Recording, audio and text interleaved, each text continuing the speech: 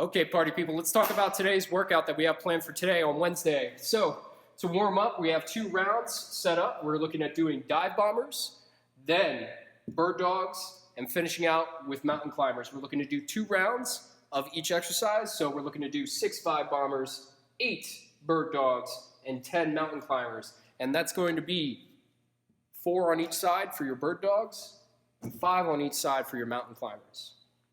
When you're all said and done, then we move into today's WOD. We're going to do something special. We're going to do the U.S. Marine Corps Physical Fitness Test, or PFT for short. And what that entails is the following 4 movements. You're only going to do 3 of them. So what we have planned is pull-ups into crunches and a 3-mile time run.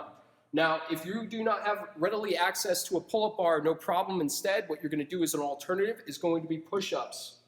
For these 3 movements up here, you're going to do a 2-minute time cap, and you're trying to knock out as many reps as possible within those 2 minutes for each exercise. So you're going to have 2 minutes to knock out as many reps as possible on pull-ups, or as an alternative, as many reps as possible within that 2-minute time cap for push-ups. Once you're said and done, feel free to take a quick break and then lead off into your next exercise.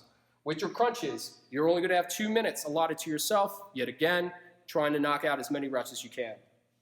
Last, but certainly not least, a 3-mile timed run is what you're looking to do.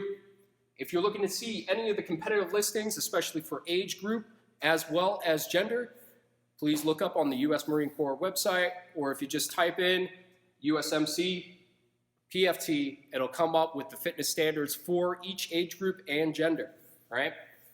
Now, let's get into the technicalities of each and every movement so that you're doing them correctly and so that it's within standards. So if you're trying to do this and trying to see how you stack up to our nation's finest, you are going to be all set. All right, let's get into it.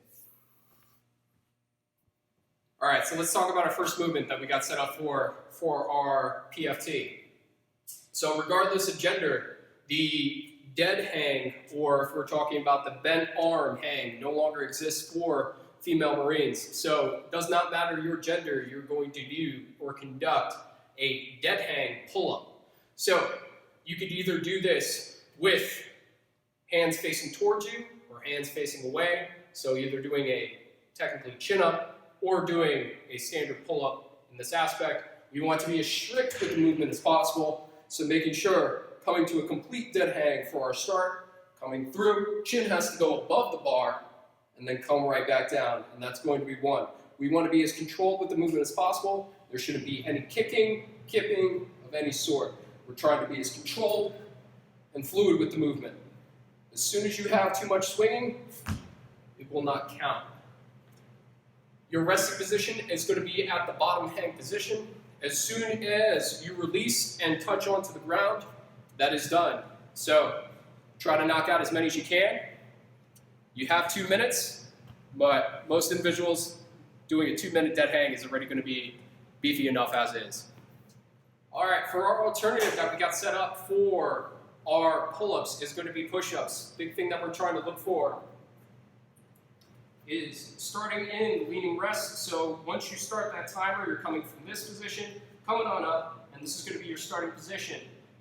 You're going to come on down, break 90, and then come right back up, making sure that elbows are staying inside, shouldn't be winging out in any which way, trying to keep those thumbs in line with the center part of your chest, trying to keep it a nice straight plank coming on through. Another rest that you can do, because as soon as you stop and you release, that's the end of that exercise. You want to make sure for your resting positions, it's either going to be in the upright position or even coming on through, creating a little downward dog for a second.